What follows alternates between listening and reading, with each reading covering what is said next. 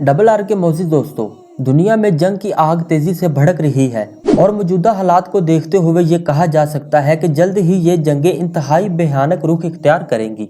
जो लोग आज जंग को मामूली तस्वर करके इसे तमाशा समझ रहे हैं, वही कल अपने सर पर हाथ रखकर रोते नजर आएंगे, क्योंकि आज की दुनिया में जंग सिर्फ एक मुल्क को मुतासिर नहीं करती, बल्कि इसके असरात बराह रास्त या बिलवास्ता पूरी दुनिया पर पड़ते हैं। दुनिया अब ग्लोबल विलेज बन चुकी है और ये कहना अजीब नहीं होगा कि हर मुल्क किसी न किसी तरह दूसरे पर इंसहार करता है। ऐसी जंगें दुनिया के आखिरी वक्त की निशानियां समझी जाती हैं, जैसा कि हमें हदीस में बताया गया है।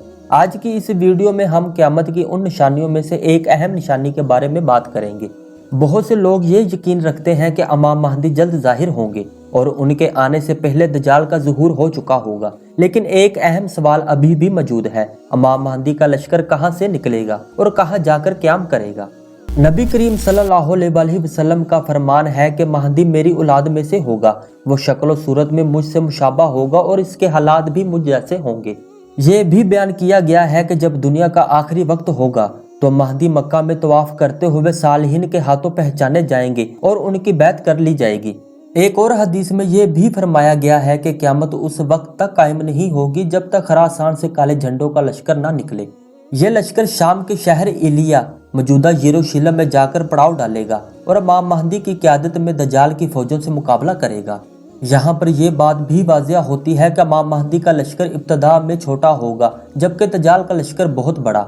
इमाम महदी की ज़ुहूर की खबर बहुत तेज़ी से पूरी दुनिया में फैल जाएगी, जैसा कि दज्जाल के बारे में हुआ था। यहाँ हमें गौर करना चाहिए कि इमाम महदी का लश्कर मुमकिना तौर पर मशरक़ वस्ता के मौजूदा हालात के मुताबिक किसी ऐसी तंजीम या ग्रोह का हिस्सा हो सकता है जो आज के दौर में दज्जाली कुव्वतों के खिलाफ सरगर्म है।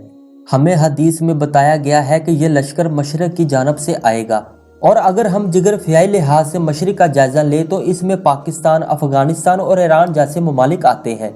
इन इलाकों को तारीखी तौर पर खरासान कहा जाता था। ये भी मुमकिन है कि इमाम महदी के लश्कर में वो लोग शामिल हों जिन्हें दुनिया आज तक नहीं जानती, लेकिन जैसे ही इमाम महदी का ज़ुहूर होगा, ये अफराद एक दूसरे से मिलकर एक मुत्तहद लश्कर की शक्ल में सामने आएंगे।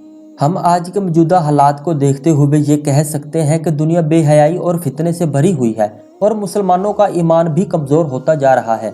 बहुत सारे मुसलमान दज्जाल के लश्कर में शामिल हो चुके होंगे, लेकिन कुछ मुखलिस मुसलमान इमाम महदी के साथ होंगे और उनकी क़यादत में दज्जाल के फितने से निबर्दा अज़मा होंगे।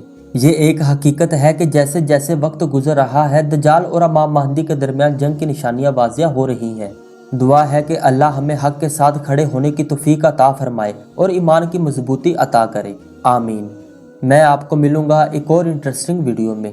तब तक के लिए अपना बहुत सा ख्याल रखें। Thanks for watching this video.